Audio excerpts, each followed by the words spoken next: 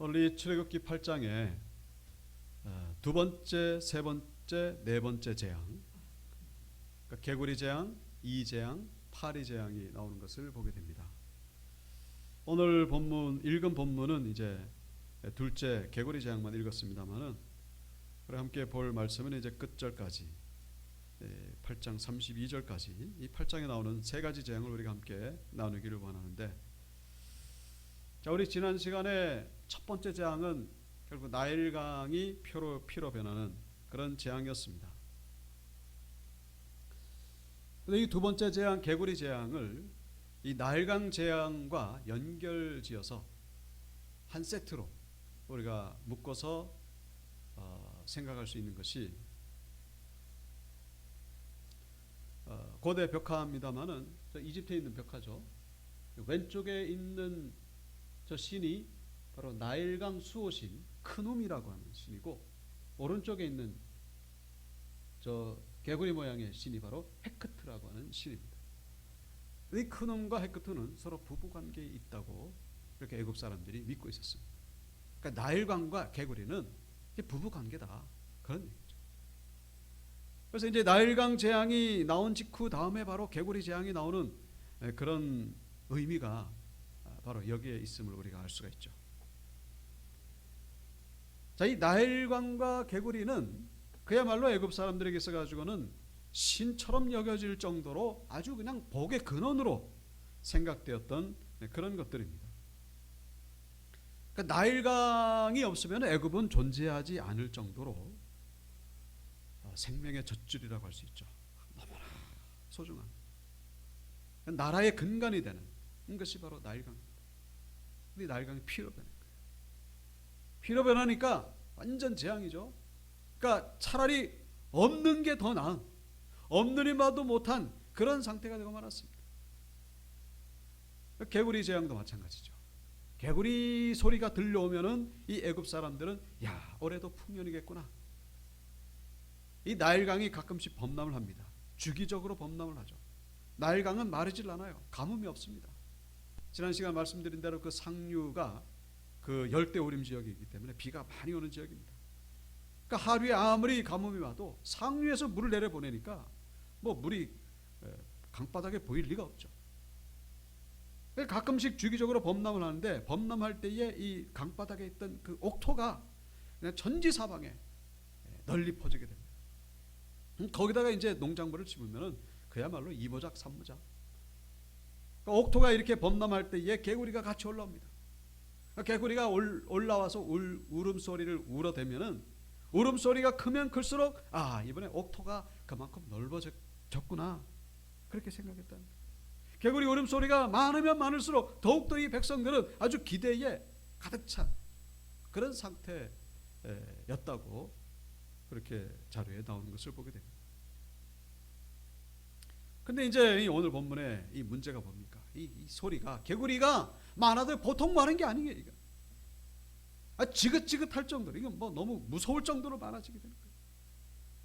그래서 개구리가 어느 정도 많아지면 3절에 나오죠. 이 개구리가 내 궁과 침실과 침상 위에 신하의 집과 백성의 화덕과 떡 반죽 그릇에 들어, 그러니까 온통 천지사방이 개구리로 가득 찰 정도로 그렇게 많아져. 이게 뭐 보통 많아야 이것을 우리가 즐겁게 기대하면서 들을 텐데, 이건 뭐 이제 무서운 공포의 대상이 되고 말았습니다. 근데 황당스러운 것이 7절에 나옵니다만, 7절에 보시면은 애굽의 요술사들이 이 개구리를 올라오게 한 첫 번째 인물은 아론이죠. 아론이 이제 모세의 명을 듣고서, 모세는 이제 하나님의 명령을 듣고, 그래서 이제 아론이 지팡이로 이렇게 그 강 위에 폈더니 이렇게 개구리가 올랐는데, 애굽의 요술사들도 이 아론을 따라하는 거예요. 그 7절을 보면 요술사들도 자기 요술대로 그와 같이 행하여 개구리가 애굽 땅에 올라오게 하였다.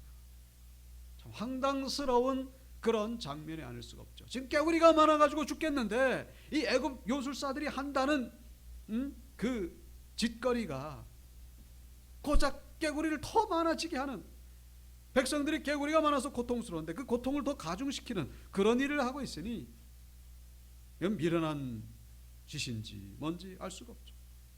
그냥 자존심의 대결, 영적인 대결 가다 보니까 서로 그냥 멸망의 곳을 향해서 달려가고 있는 그런 모습을 보여주고 있습니다. 근데 이제 이 개구리 재앙에서 우리가 묵상할 수 있는 것은 여기 9절에 보시면은 이 개구리 자체가 재앙은 아니죠. 근데 문제가 뭡니까? 개구리가 있어야 될 곳에 있어야 되는데 있어야 될 곳이 아닌 곳에 있으니까. 9절에 뭐라고 말씀하고 있죠? 모세가 바로에게 이르되 내가 왕과 왕이시나 왕의 백성을 위하여 이 개구리를 왕과 왕궁에서 끊어 어디에? 나일강에만 있도록 언제 간구하는 것이 좋을는지 내게 분부하소서. 재앙은 뭐냐면은 개구리 자체가 재앙이 아니고 이 개구리가 나일강에 있어야 되는데 나일강에 있어야 할 개구리가 엉뚱한 데 있다는 이 자체가 재앙인 것을 우리에게 보여주고 있습니다. 세상 모든 만물은 다 자기 자리가 있는 거예요. 하나님이 다 그렇게 만드셨죠. 근데 자기 자리를 지키면은 축복이죠. 개구리는 축복입니다. 뭐 여성분들은 징그럽다고 생각하지만은 그 온 세상에 개구리가 없어지면은 생태계 파괴로 큰 재앙이 일어나죠. 개구리는 개구리대로 하나님이 만드신 목적이 있어요. 지렁이는 지렁이대로, 심지어는 구더기는 구더기대로 다 목적이 있습니다. 바퀴벌레들까지도 다 자기 자리가 있어요. 근데 자기 자리를 지키지 않을 때 그때부터 재앙이 임하게 된다는 것을 보여주고 있는데, 자, 이 개구리가 지금 자기 자리를 지키지 않는 이유가 뭡니까? 강에 있어야 될 개구리가 왜 떡반죽 그릇에 들어가고 침대 위에 올라가고 왜 이렇게 난리가 나가지고 사람들이 고통 가운데 빠지게 됩니까? 근본 원인이 뭡니까? 다른 것이 아니라 네? 여기 1절에 나오죠. 여호와의 말씀에 내 백성을 보내라 그들이 나를 섬길 것이니라.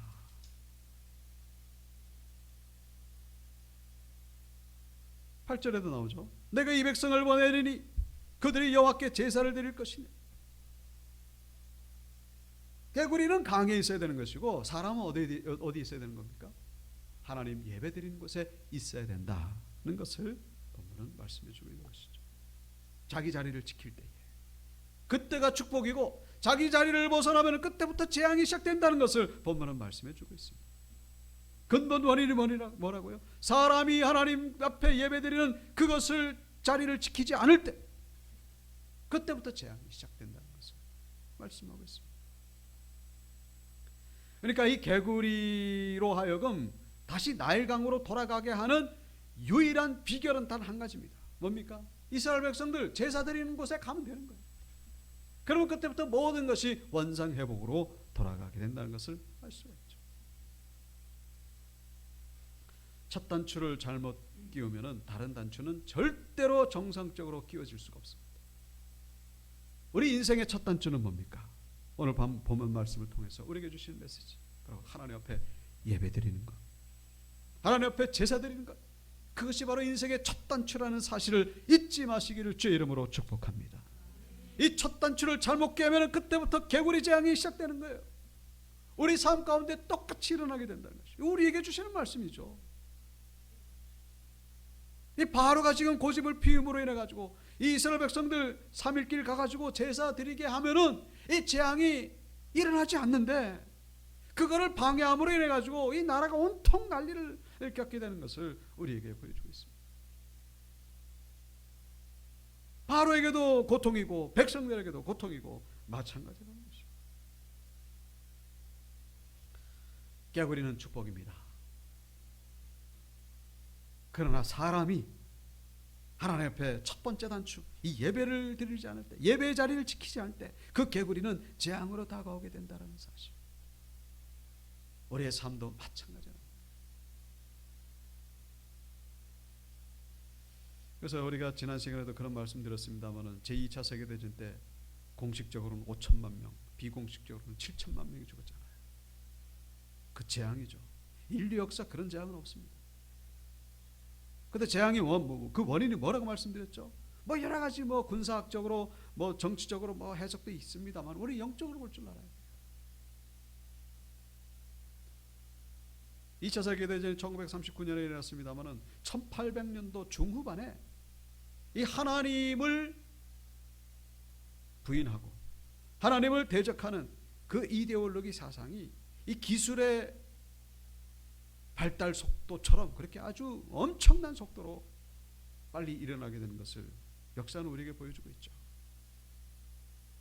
그러니까 인간 기술의 그 발전의 결과가 결국 재앙으로 다가오게 된 거예요. 근데 그 원인이 뭐라고요? 하나님을 부인하는 그 움직임이 빠른 속도로. 그러니까 1859년에 바로 그 진화론의 대부인 찰스 다윈이 종의 기원이라고 하는 책을 썼습니다. 진화론 뭐예요? 세상은 하나님이 만드신 게 아니고 그냥 우연히 저절로 생겨난 것이다. 지금 온 세상이 그렇게 지금 퍼져 있잖아요. 학교에 가서도 학생들 다 그렇게 초등학교 때부터 그렇게 배우고 똑똑하다고 하는 그 과학자들도 여전히 그렇게 그 속에서 지금 문명이 발달해 가고 있습니다.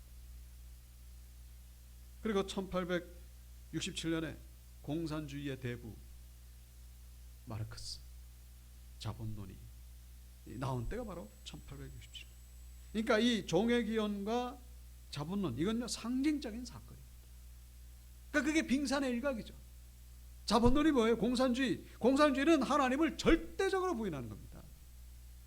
공산주의가 잘못된 거는 우리가 경계해야 되는 이유는 다른 게 아니고 뭐 사사 공산주의 나눠 쓰자 뭐 얼마나 좋습니까? 그게 말도 안 되지만은 사실 이렇게 그 원리처럼 그렇게 되는 건 아닙니다만 그 문제는 뭐냐면 그게 하나님을 절대로 부인하는 거예요.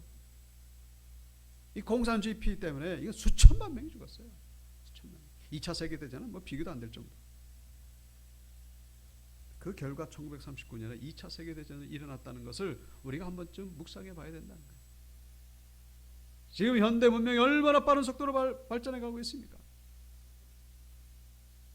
군사 기술도 발달하고. 그런데 똑같은 일이 반복될 수 있다는 사실. 우리 인간이 편해지려고 인간이 행복해지려고 만든 그 기술이 도리어 인간의 어떤 재앙으로 다가오게 된다는 사실을 우리가 잊지 말아야 된다는 거예요. 그 원인이 뭐라고요? 바로 하나님 앞에 예배 자리를 지키지 않음으로 인해 가지고 첫 단추가 잘못 깨어짐으로 인해 가지고 이 재앙이 다가오게 된다는 것. 여러분은 역사는 뭐 복잡하다 할지라도 우리 개인적으로 우리 삶이 회복되기를 위해서는 하나님과의 이 관계 회복, 예배의 회복이 있어야 된다는 사실 꼭 기억하고 돌아가시길 주 이름으로 축복합니다. 예배가 회복돼야 된다. 예배가 회복돼야 된다. 자, 16절부터 이제 세 번째 장, 이제 이 티끌이 땅의 티끌이 이가 되는 셋째 재앙이 시작됩니다. 자, 이 16절의 이 재앙, 이 재앙의 특징이 하나 있죠. 이 18절에 보시면은 요술사들도 자기 요술로 그같이 행하여 이를 생기게 하려 했으나 못하였고 이가 사람과 가축에게 생긴지라. 셋째 재앙의 특징이 뭐라고요? 이 둘째 재앙까지는 요술사들이 그 흉내를 냈어요. 물론 그거 다 속임수입니다만은 이 셋째 재앙부터는 애굽의 요술사들이 흉내를 못 내요. 따라하지를 못합니다. 셋째 재앙 땅의 티끌을 이로 만든 그 인물이 바로 아론이죠. 아론이 지팡이를 들어가지고 땅에 티끌을 치니까 그것이 이가 됐는데 이 애굽의 요술사들도 이걸 흉내를 내려고 뭐 이렇게 했는데 안 되는 거예요. 안 돼. 따라가지를 못해. 따라하지를 못해.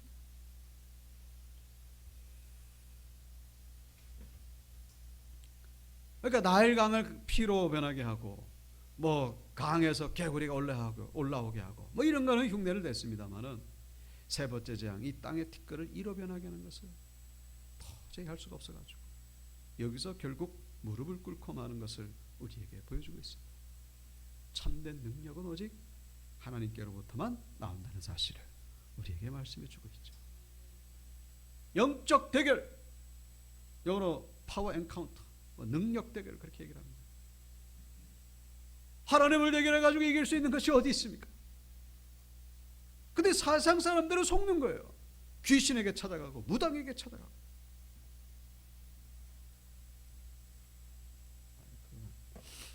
이 권경숙 선교사님이라고 밑에 모리타니가 뭐냐면 아프리카의 그 서북쪽에 있는 나라입니다. 우리 대한민국의 한 5배 되는 크기 나라인데 이분이 키는 한 150밖에 안 돼요.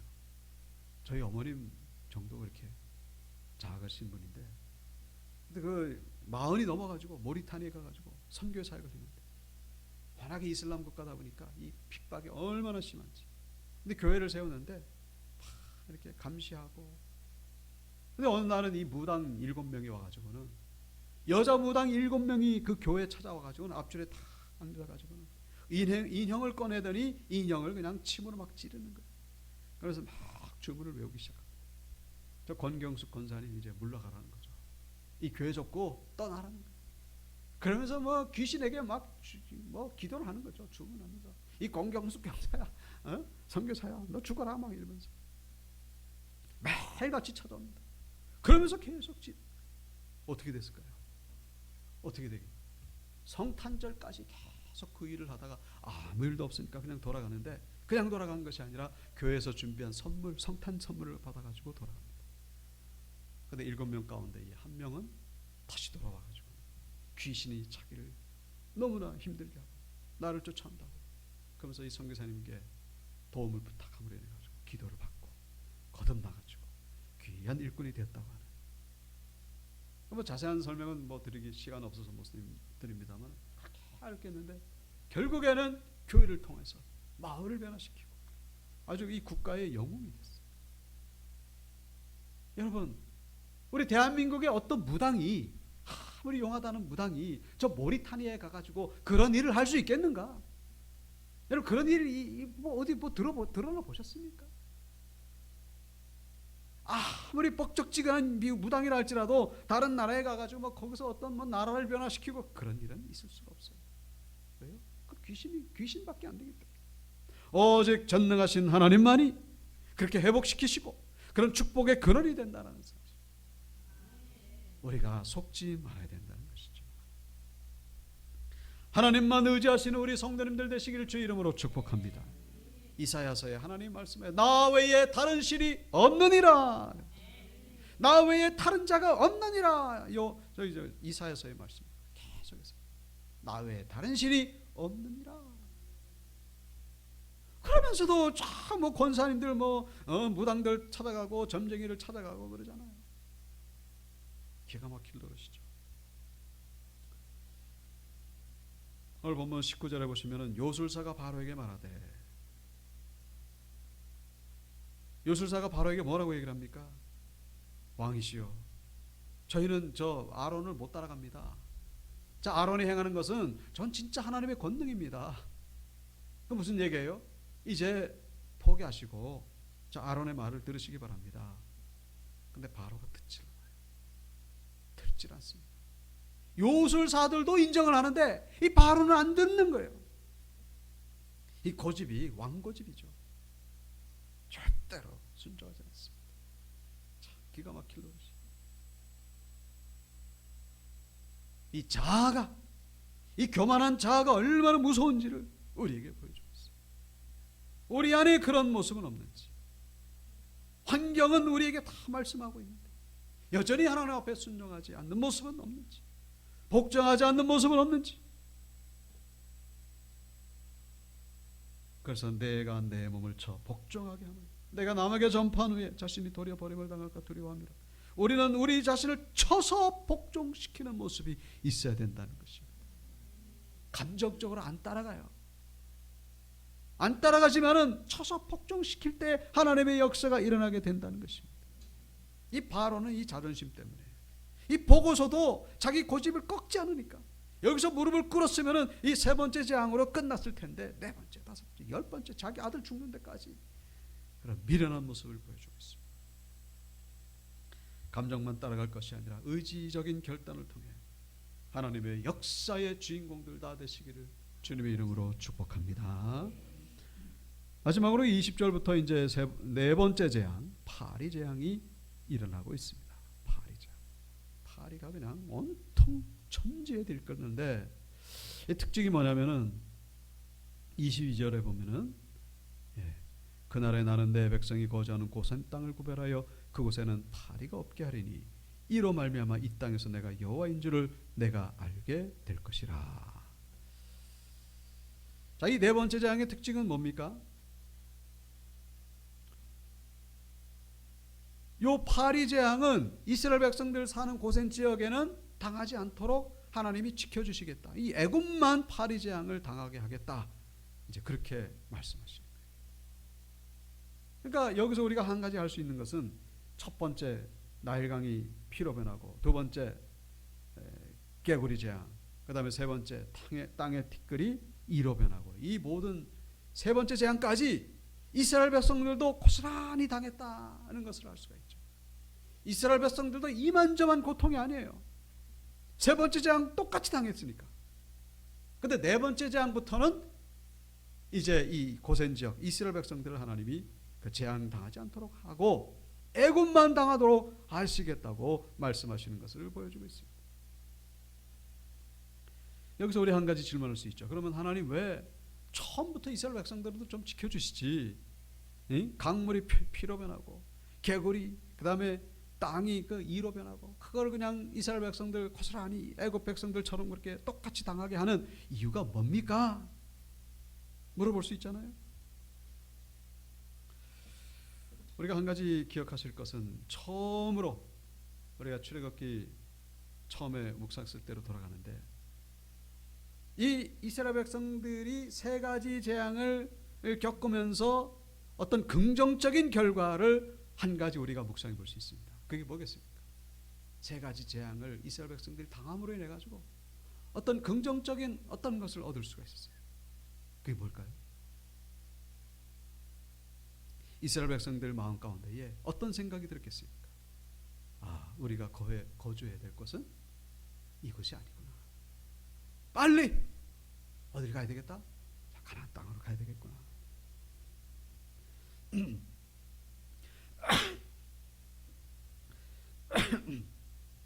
이 애굽 땅은 이스라엘 백성들이나 뭐 애굽 사람에게 있어서나 이 땅은 그야말로 에덴 동산 같이 좋은 땅이었습니다.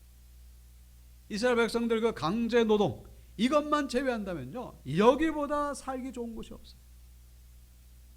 그러니까 모세가 가나안 땅으로 가자 그러면 니나 가라, 안 간다. 이렇게 좋은 땅을 놔두고 뭐하러 가냐? 그리고 하나님 나라를 세울 거면 여기 좋은 땅에다 세울 것이지 뭐라고 이렇게 가나안 땅에. 강제 노동을 시킨 것도 하나님께서 허락하신 이유도 그런 것 이유 가운데 하나죠. 힘드니까 가나안에 대한 소망을 가지게끔 하시게 하기 위해. 근데 그것 가지고는 모자라는 거예요. 강물이 피로 변하고 땅의 먼지가 다 이로 변하고 개구리 변하고, 이게 뭐예요? 이 지옥도 이런 지옥이 없어요. 그걸 보니까 더 이상은 이제는 뭐 애굽에 대한 미련이 이젠 털끝만치도 남을 수가 없는. 그러니까 모세가 가지 말라고 해도 이제는 가고 싶은 그런 상태가 되었다는 것을 우리가 여기서 묵상해 볼 수 있죠. 그러니까 하나님께서 이 세 가지 재앙을 허락하신 이유가, 이스라엘 백성들도 고스란히 당하게 된 이유가 바로 여기 이스라엘 백성들 죽게 하려고 하는 것이 아니고 너희들에게는 사명이 있다. 너희들이 육신적으로 편한데 거기가 너희의 사명지가 아니고 너희의 사명지는 따로 있다. 물론 가나안 땅도 젖과 꿀이 흐르는 땅입니다만은 애굽에 비하면은 육신적으로는 힘든 게 사실이죠. 그럼 가야만 하기 때문에. 그래서 하나님은 이 세 가지 재앙을 허락하셨다는 것을 우리가 묵상해 볼 수가 있다는 것이죠. 우리 삶 가운데도 동일한 그런 일들이 벌어질 때가 있죠. 신앙생활 열심히 함에도 불구하고 힘들고 어려운 일들이 찾아올 때가 있습니다. 오늘 말씀을 통해서 우리가 적용해 볼 수가 있습니다. 하나님 왜 나한테 이렇게 개구리 재앙을 허락하십니까? 왜 이렇게 이 재앙을 허락하시고 강물이 피로 변하는 재앙을 허락하십니까? 근데 처음에는 잘 몰랐는데 나중에 보니까 점점 이 천국에 대한 소망을 가지니까, 아, 내가 있을 곳은 이곳이 아니구나. 내가 살 곳은 이 땅이 아니구나. 그냥 나는 이 세상에서 천년만년 살 것처럼, 나는 다른 사람 죽어도 나는 안 죽을 것처럼 그렇게 생각하고 사는. 아, 내가 있을 곳은 하나님 나라구나. 이 땅에 사는 것은 내가 하나님 주신 사명이 있으니까.